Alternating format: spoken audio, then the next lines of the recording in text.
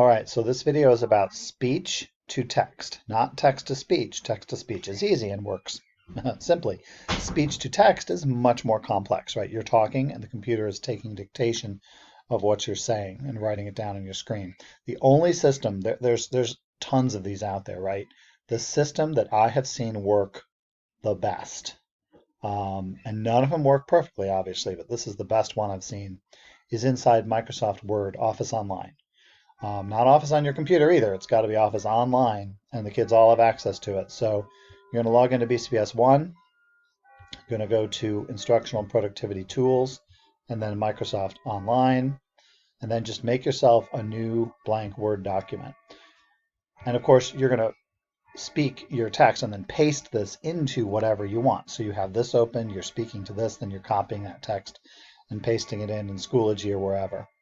But this system is so much better than anything that we've seen that would directly insert your lines of text into what you're working on, that it's really worth the copy paste, especially if you have a mouse on your device and can quickly right click and whatever.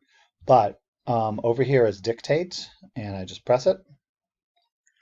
The quick brown fox jumped over the lazy dogs, period. And there it is. It got every word. I'm just using a regular old microphone built into my laptop, nothing special.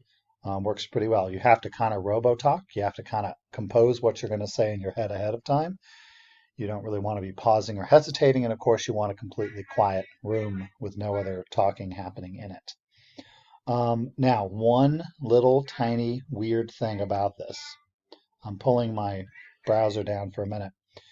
I have to be logged into Microsoft Word, of course, Microsoft Office Online. But I also might have to be, and I don't know for sure, but I do know in school, you have got to be logged into the Google Chrome browser as a Baltimore County Schools account. So the student needs to be logged into the Chrome browser itself. Of course, if you're on a Chromebook, you're automatically logged into that Chrome browser.